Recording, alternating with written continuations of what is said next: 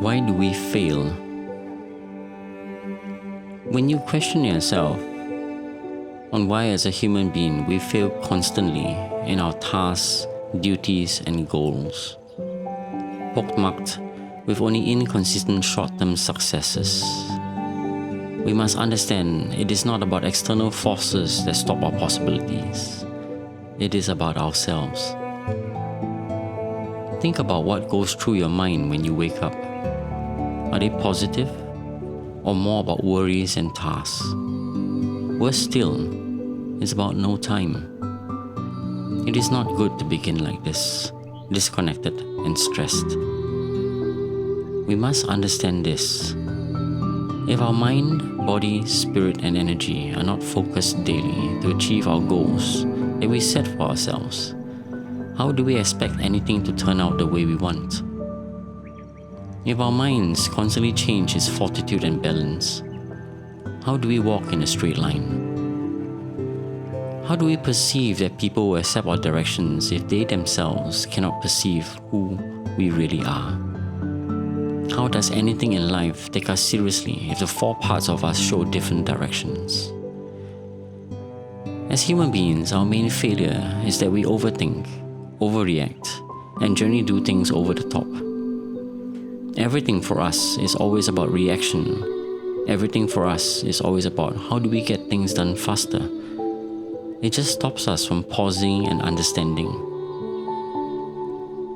How do we go through life knowing but not understanding? It builds impatience rather than patience. Few of us has become masters of something, but more have become slaves of everything. No doubt some will be offended, but I'm talking about too much interest in affecting others from a distance, which is safe, and one can easily walk away from, rather than to be involved closer to really affect change or understanding. What has happened to the guts and honor of justifying this beautiful opportunity of life we are given for such a short time in this universe? We fail because we do not seek to find our meaning of existence, but defer it to others and external circumstances to choose for us. Knowing that is often the worst choice, but we take it because it is easy. This is the value we place on ourselves, and in this disrespect for life, we subconsciously, due to our own unhappiness, affect others around us.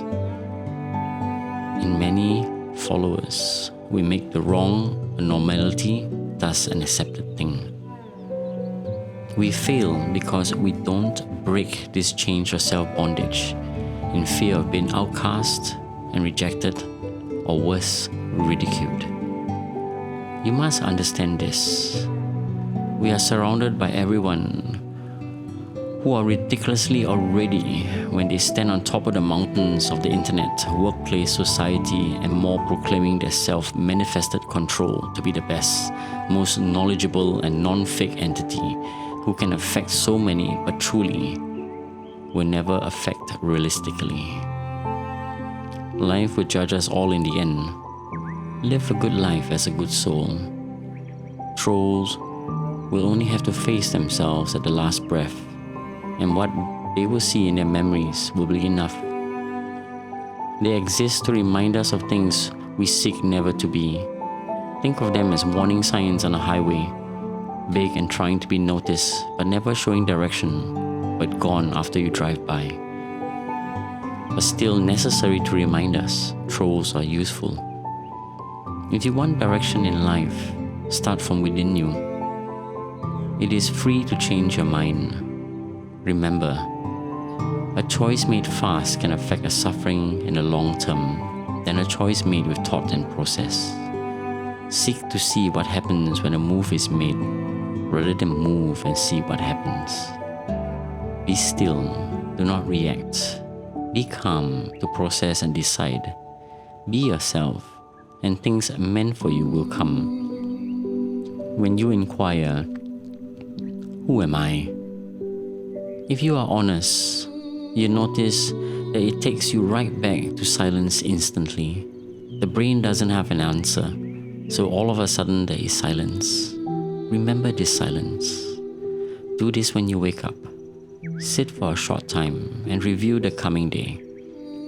Analyze yourself dispassionately. Write down your thoughts and aspirations. Find out what you are, not what you imagine you are. See what you are becoming. Do you like the trend of your life? If not, change it.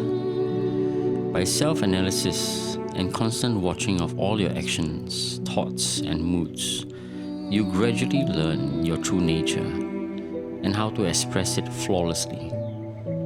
Seek not to ask, "Who am I?"